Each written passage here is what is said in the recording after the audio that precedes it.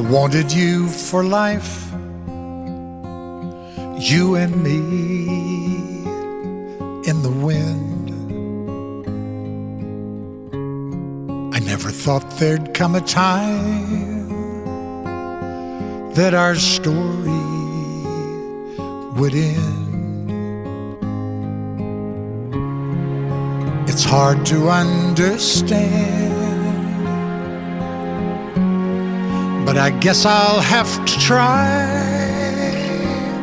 It's not easy to say goodbye.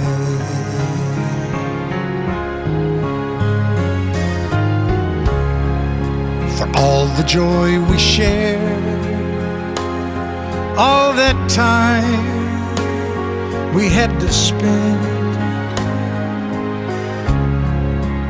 If I had one wish, I'd want forever back again, to look into your eyes.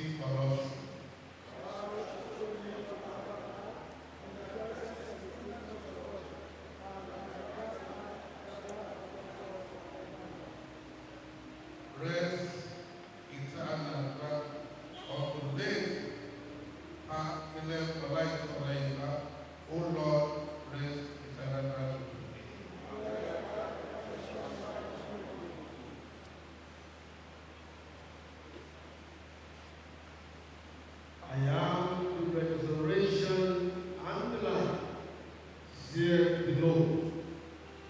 He that believeth in me, though he were dead, yet shall he live. Whosoever liveth and believeth in me shall never die.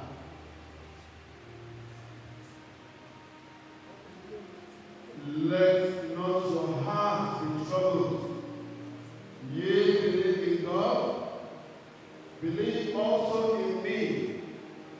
In my Father's house are many mansions. If it were not so, I would have told you, and I go to prepare a place for you.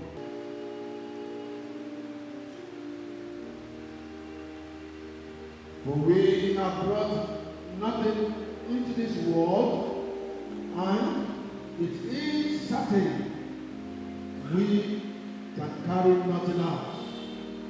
The Lord give, and the Lord has taken away. Blessed be the name of the Lord.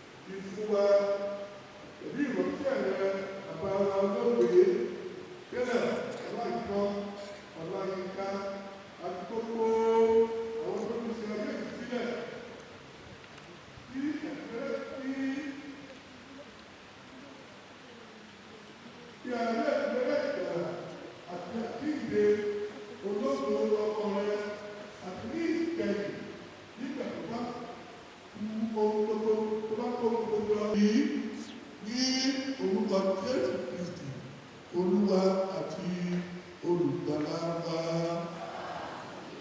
Ẹ jẹ́ kí àwọn àbí ìjókòó nígbà tí wọ́n bá ka àwọn ọ̀rọ̀ Ọlọ́run ní ìfíkẹ́ for the readings. Kristẹni ti Paul apostoli lásán ni ìbá ṣe àìkámà ìbá ṣe inú ìmíràn ṣùgbọ́n Ọlọ́run fún ni ní ara bí ó ti wù ú àti mú olúkúlùkù nínú ara tirẹ̀. Gbogbo ẹran ara kì í ṣe ẹran ara kan náà ṣùgbọ́n ọ̀tọ̀ ní ẹran ara ti ènìyàn, ọ̀tọ̀ ní ẹran ara ti ẹranko, ọ̀tọ̀ ní ti ẹja, ọ̀tọ̀ sì ní ti ayé. Ara tí òkè ọ̀run bẹ, ara tí ayé bẹ pẹ̀lú, ṣùgbọ́n ògo tí òkè ọ̀run ọ̀tọ̀ àti ògo tí ayé ọ̀tọ̀. Ó tó ní ògo, ọ̀tọ̀ ní ògo tí ọ̀run, ọ̀tọ̀ ní ògo tí òṣùpá, ọ̀tọ̀ ní ògo tí ìràwọ̀. Ìràwọ̀ ṣáà yàtọ̀ sí ìràwọ̀ ní ògo. Gẹ́gẹ́ bẹ́ẹ̀ sì ni àjíǹde òkú, a gbìn ní ìbàjẹ́, a sì jí dìde ní àìdìbàjẹ́, a gbìn ní àìlọ́lá, a sì jí dìde ní ògo, a gbìn ní àìlera, a sì jí dìde ní agbára, a gbìn ní ara tí ọkàn, ó sì jí dìde, a sì jí dìde ní ara tí ẹ̀mí. Bí ara tí ọkàn bá ń bẹ, ara tí ẹ̀mí sì ń bẹ, wọ́n ní ìyè. Ṣùgbọ́n èyí tí í ṣe ti ẹ̀mí kò ní kọ́kọ́ ṣáájú bí kò ṣe èyí tí í ṣe ti ọkàn, lẹ́yìn náà èyí tí í ṣe ti ẹ̀mí. Ọkùnrin ìṣáájú ti mú erùpẹ̀ wá, ẹni erùpẹ̀. Ọkùnrin èkejì láti ọ̀run wá ni. Bí ẹni erùpẹ̀ ti rí, irú bẹ́ẹ̀ sì ni àwọn tí ń ṣe erùpẹ̀. Bí ẹni tí ọ̀run ti rí, irú bẹ́ẹ̀ ni àwọn tí ń ṣe ti ọ̀run. Bí àwa ó sì mú àwòrán ẹni erùpẹ̀, bẹ́ẹ̀ ni àwa ó sì mú àwòrán ti ẹni ọ̀run. Ará, ǹjẹ́ èyí ló mọ̀ wípé ara tí ó jó kò lè jogún ìjọba Ọlọ́run? Bẹ́ẹ̀ ni bíbàjẹ́ kò lè jogún àìdíbàjẹ́. Kíyèsí, ohun ìjìnlẹ̀ ló sọ fún yín, gbogbo wa kì yóò sùn, ṣùgbọ́n gbogbo wa ni a ó pa lára lọ́nà ní ìṣẹ́jú kan ní ìgbà ìkẹyìn, nítorí ìgbè yóò dùn. A ó sì kí àwọn òkú dìde ní àìdíbàjẹ́, a ó sì pa wá lára rẹ̀. Nítorí pé ara ìdíbàjẹ́ yìí kò lè ṣàìgbé ìdíbàjẹ́ pọ̀, àti ara gbogbo yìí kò lè ṣàìgbé ara àìbúwọ̀. Bẹ́ẹ̀ tán, nígbà náà ni ọ̀rọ̀ tí a kọ́ yóò ṣe pé agbé ikú nìdí ìṣẹ́gun. Ikú oró rẹ̀ dà, ìsọ̀ ọ̀gbọ̀n ìṣẹ́gun rẹ̀ dà. Oró ikú ní ẹ̀ṣẹ̀ àti agbára ẹ̀ṣẹ̀ ní òfin. Ṣùgbọ́n òpè ní fún Ọlọ́run, ọpẹ́ ní fún Ọlọ́run, ẹni tí ó fi ìṣẹ́gun fún wa nípa Olúwa wa Jésù Kristi. Nítorí náà, ẹ̀yin ará mi olùfẹ́, ẹ máa dúró ṣinṣin láì yẹsẹ̀, kí ẹ sì máa pọ̀ sí ní iṣẹ́ Olúwa nígbà gbogbo. Níwọ̀n bí ẹ̀yin mọ̀ pé iṣẹ́ yìí kì í ṣe asán nínú Olúwa.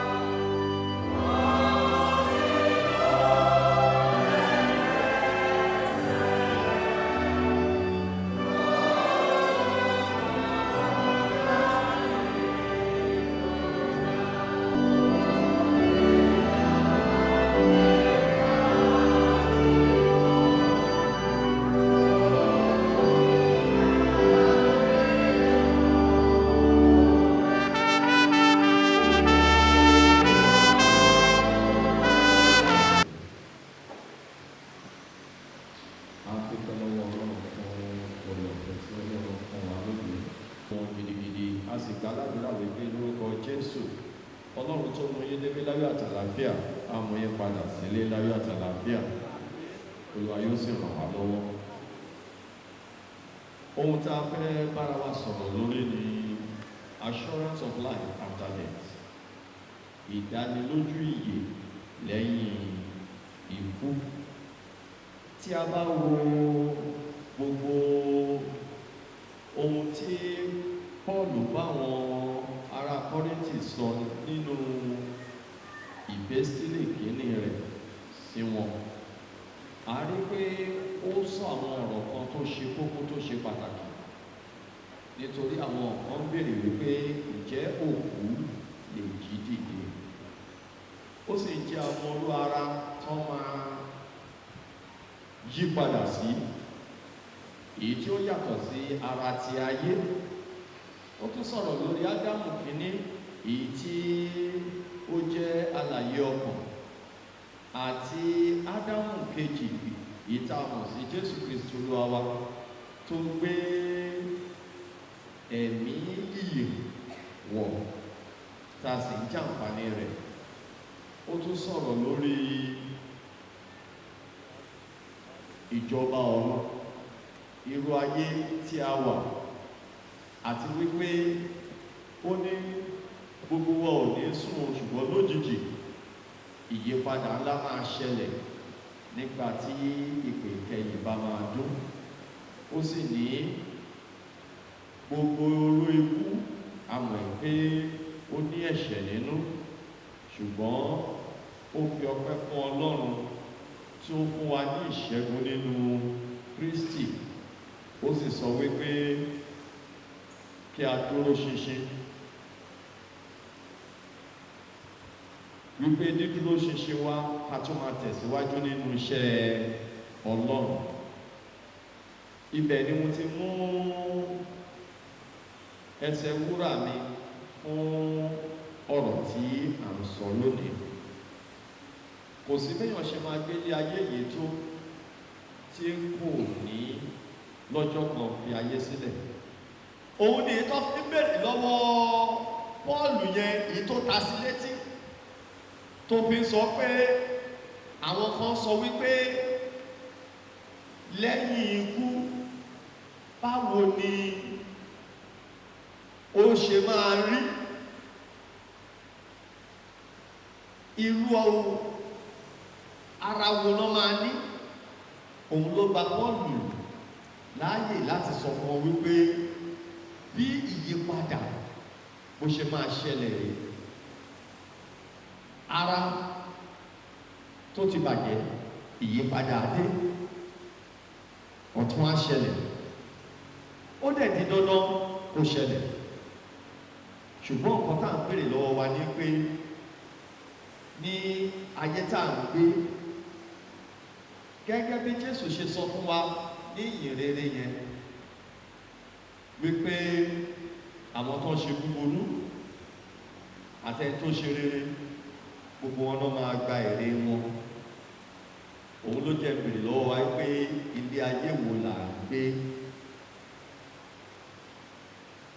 Bá a ṣe jókòó yìí náà lọ́ máa ṣe tiwa, kò sí pé bẹ́ẹ̀ makọ̀makọ̀ ní ó máa kọ̀yàn kan lọ́jọ́ kan, ṣùgbọ́n lákòókò tó máa kàn wá kó tó dìgbà yẹn, báwo la ṣe ń ṣètò ọ̀rọ̀ ayé wa.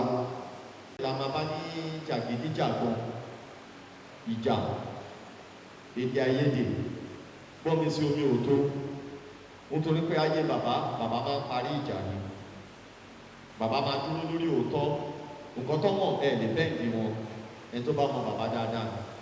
Ìtorí náà ẹ jọ̀ọ́, Ọlọ́run á ṣe yín nìkan ní ọkùnrin lóbìnrin yín, ìbùkún rere Ọlọ́run yóò fi jíǹkì yín.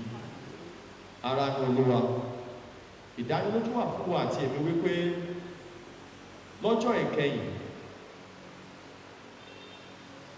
ara wa yìí máa yí kúrò nínú ìbàjẹ́, ó máa di àìdíbàjẹ́.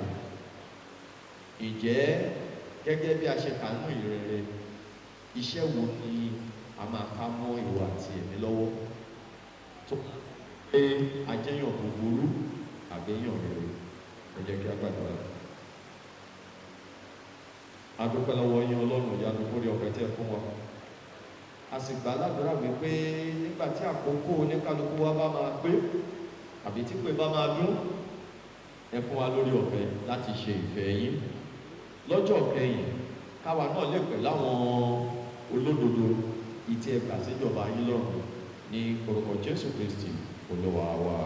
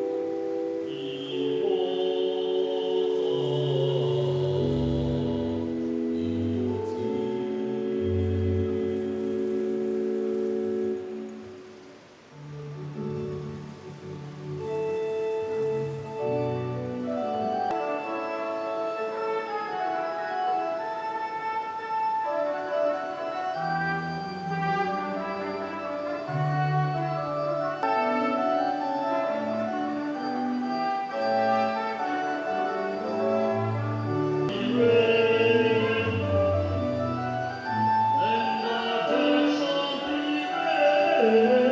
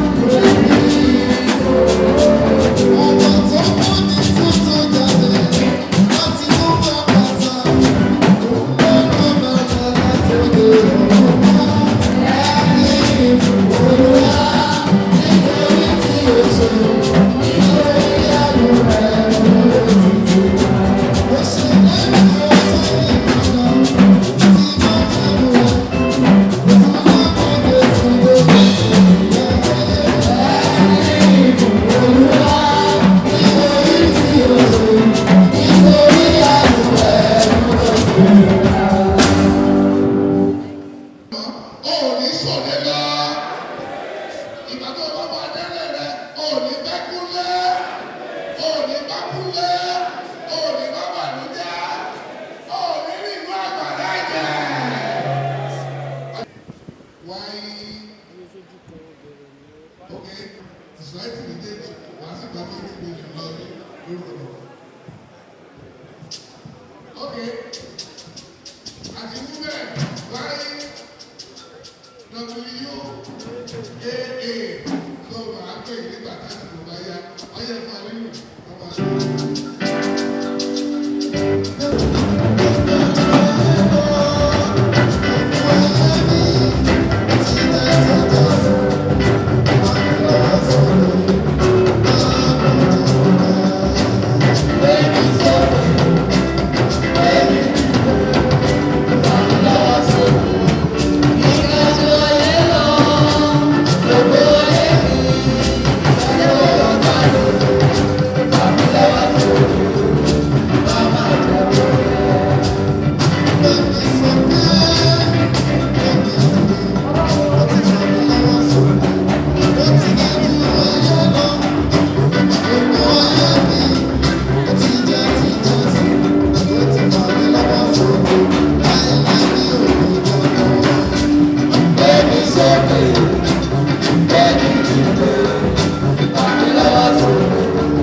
Iga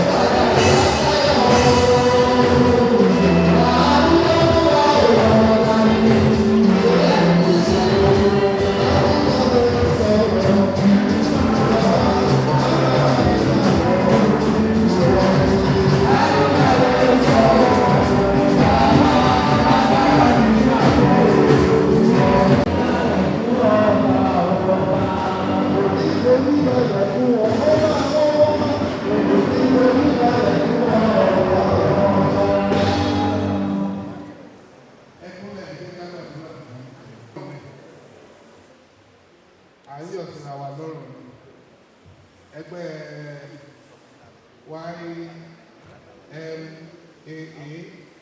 àti ẹgbẹ́ YWAA àti Christian Band Christian Unity Band mo mọ̀ pé Anglican nìyí mo sì mọ̀ pé ẹ fẹ́ràn ìjọ yín ẹ sì ń fẹ́ kí ohun gbogbo ó lòlú torí ẹ̀ láti fi pè é bẹ́ẹ̀ jáde Ọlọ́run mo ṣe wò ǹjẹ́ mo súnì fún yín gẹ́gẹ́ bí Ọlọ́run ti sọ yín di ohun èlò nínú ìjọ rẹ̀ Sàtánì ò ní yá nílò ẹni ò sàbí o wọ́n kígbe pé Nàìjíríà lógun ó burú mo gbàdúrà fún ẹ̀yin wọ̀nyí ajínigbé kò ní jí gbé ajínigbá kò ní jí pa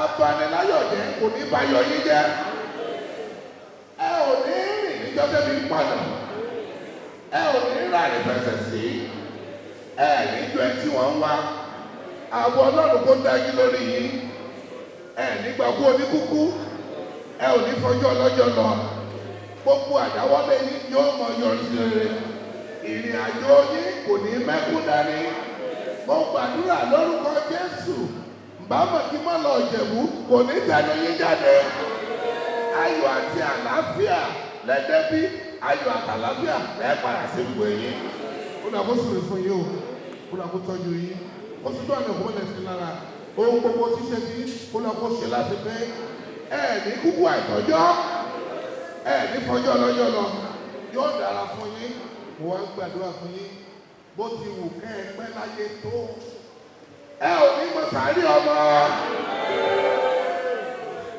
bóyá ìbọn ti wù àní bó ti wù kẹ́ ẹ pẹ́ láyé tó wọn à ní tọrọ ọdún fún yín ò ní rí dàkúdà yóò dára fún yín mọ̀ pé lálàáfíà mọ̀ pé láì léwu ọ̀rẹ́ tẹ wọ́n kúlọ̀ kó jà sí mímọ́ ìfùdíbò ó lọ́lọ́ yóò ní rógun ànádànù bẹ́ẹ̀ ni ó rí ní orúkọ Jésù Kristi Olúwa wa.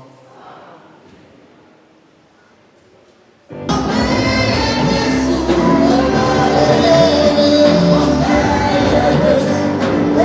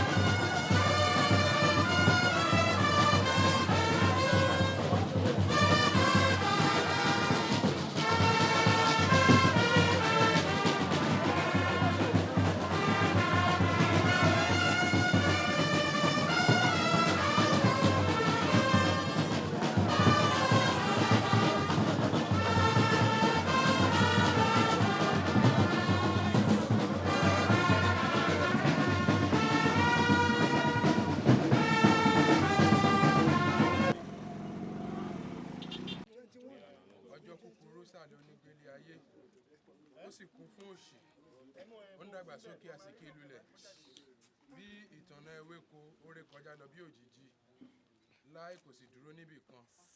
Ní àárín ìyè àwa ń bẹ nínú ikú, lọ́dọ̀ ta lè àwa ò máa wá ìrànwọ́ bí kò ṣe lọ́dọ̀ rẹ, Olúwa, ẹni tí ó ti ìtorí ẹ̀ṣẹ̀ wa jàre láti bínú.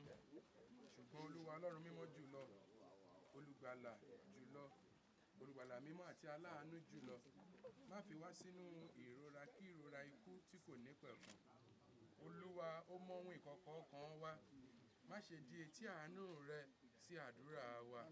Ṣùgbọ́n Olúwa mímọ́ jùlọ, Ọlọ́run alágbára jùlọ, olùgbàlà mímọ́ àti aláàánú jùlọ, dá wa sí ẹni tí ó yẹ jùlọ ní onídàájọ́ ayérayé. Ní òpin wákàtí wa nítorí ìrora ikú, má ṣe jẹ́ kí a ṣubú kúrò lọ́dọ̀ rẹ. Orin tí ó wà ní ojú ewé kẹrìndínlógún, wá bá mi gbé.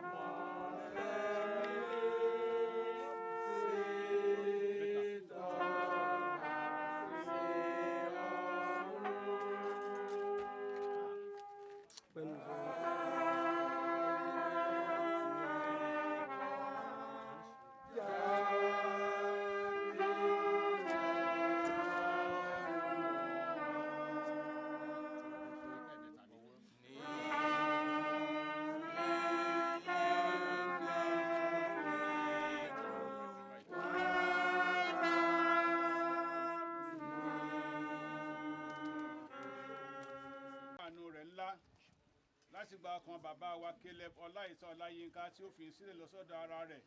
Nítorí náà àwa fi òkú rẹ̀ fún ilẹ̀, erùpẹ̀ fún erùpẹ̀, eérú fún eérú, ekuru fún ekuru, ní ìdánilójú àti láìṣiyèméjì ìrètí àjíǹde sí ètò kò nípẹ̀kun nípa Olúwa wa Jésù Kristi, ẹni tí ó para òṣì wa dà kí ó lè rí bí ara òtìkára rẹ̀ tí ó ní lógo jẹ́ bí iṣẹ́ agbára nípa èyí tí ó lè fi tẹ̀rí ohun gbogbo fún ara rẹ̀. Mo gbọ́ ohùn lákan láti ọ̀run wá tí ó wí fún mi pé kọ̀wé rẹ̀ láti yín lọ. Ìbùkún ni fún àwọn òkú tí ó kú nínú Olúwa, bẹ́ẹ̀ ni ẹ̀mí ń wé nítorí tí wọ́n sinmi kúrò nínú làálàá wọn. Olúwa ṣàánú fún wa. Kristi ṣàánú fún wa. Olúwa ṣàánú fún wa. Àdúrà Olúwa.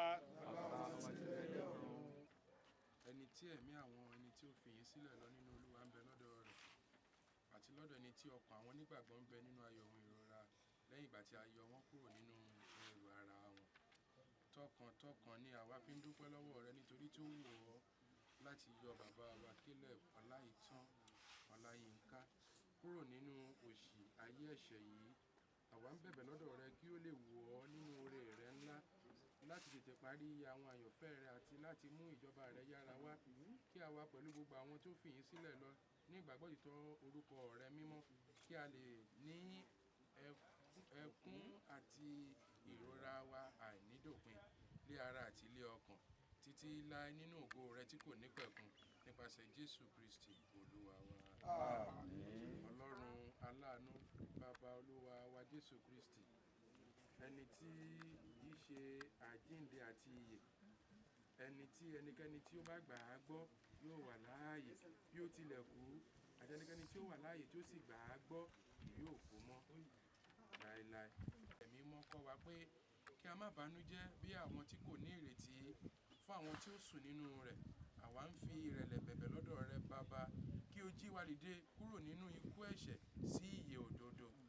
Nígbà tí àwa bá fi ìyè sílẹ̀ lọ, kí àwa kí ó lè sinmi nínú rẹ bí àwa ti ní ìrètí pé bàbá wa Caleb Ọláìtàn Ọláyínká ń sinmi, àti ilé àjíǹde gbogbo ènìyàn lé ọjọ́ ìkẹyìn, kí a lè bá wa lé ẹni ìtẹ́wọ́gbà lé ojú rẹ, kí a sì lè rí ìbùkún náà gbà tí ọmọ rẹ olùfẹ́ jọjọ yóò sọ nígbà náà fún gbogbo àwọn tí ó fẹ́ ọ tí wọ́n sì bẹ̀rù rẹ pé ẹ wá ẹ̀yin alábùkún fọmọ bàbá mi, ẹ gba ìjọba tí a ti pèsè sílẹ̀ fún yín láti ìpilẹ̀ṣẹ̀ ọjọ́ wá. Fi èyí fúnni àwa ń bẹ̀bẹ̀ lọ́dọ̀ rẹ bàbá aláàánú nípasẹ̀ Jésù Kristi onílàjà àti olùdáǹdè wa.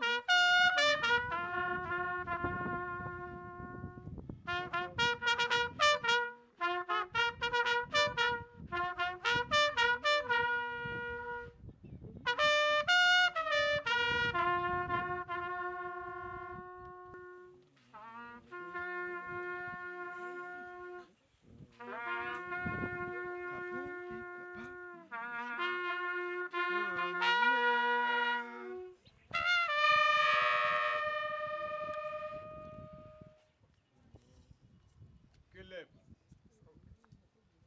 Ọláìtàn Ọláyínká, máa lọ ìwọ ọmọlẹ́yìn Kristi kúrò ní ayé yìí ní orúkọ Baba Olódùmarè ẹni tí ó dá ọ. Ní orúkọ Jésù Kristi ẹni tí ó jìyà nítorí rẹ. Ní orúkọ Ẹ̀mí Mímọ́ ẹni tó ń fún ọ ní agbára. Ní ìdàpọ̀ pẹ̀lú àwọn ènìyàn mímọ́, àwọn áńgẹ́lì àti àwọn olórí áńgẹ́lì, pẹ̀lú gbogbo àwọn ogun ọ̀run, kí àlàáfíà Ọlọ́run máa jẹ́sẹ̀ láti òní lọ, kí ibùgbé rẹ sì jẹ́ ibi ayọ̀ láti ọ̀run, àní ibùgbé Ọlọ́run, kí oore ọ̀fẹ́ Jésù Kristi Olúwa wa, ìfẹ́ ti Ọlọ́run àti ìdàpọ̀ ti Ẹ̀mí Mímọ́ kí ó máa bá yín gbé lónìí àti títí láéláé. Àmín.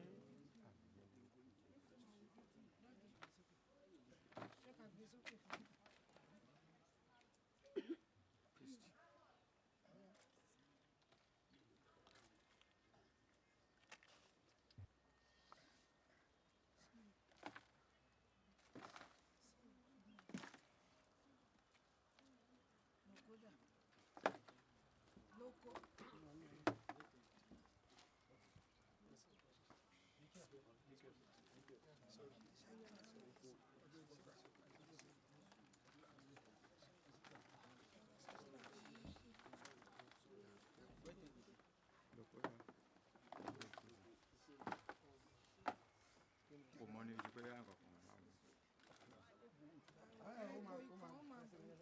ó máa bù tiẹ̀. Ó ní àgbà òun là gba rédíò ọ̀yá start your own now your turn. Àwọn bàbá sí o tó fi mẹ́rin márùn sí.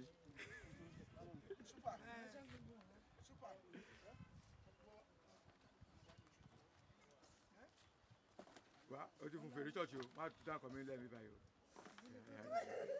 Kí ló dé? Lálùwẹ̀ yìí. Mo yọ̀ bọ́ sí bí o. Àwọn ìyàwó dà àwọn ìyàwó máa ń bẹ̀. Olúwa ni mò ń jẹ́. Bẹ́ẹ̀ni, má ṣàwọn kòtò. Olúwa ni mò ń jẹ́. Ìrànlọ́wọ́ ẹ̀dá bá dúró tí bàbá lókè abẹ́rẹ́. Ọlá Olúwa ni mò ń jẹ́.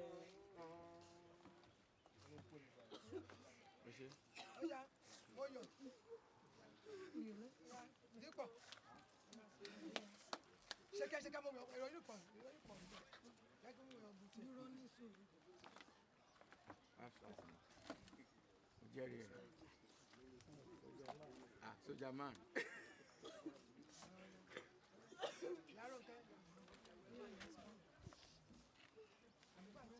Lẹ́wọ̀ ìgbé sókè.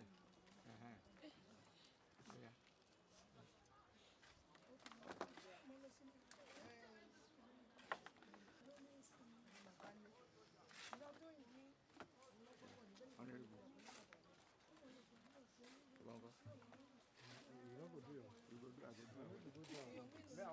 wan cross border. I go cross border. I wan cross border. Bring am cross border abeg. ẹ̀kọ́ kí yẹ pé láti bí gbà yóò. Ẹja bù ú láti ẹ̀kọ́ máa ń fi ṣe carpet. ọjọ́ bẹ́ẹ̀ máa ń bì wọ́n sílẹ̀.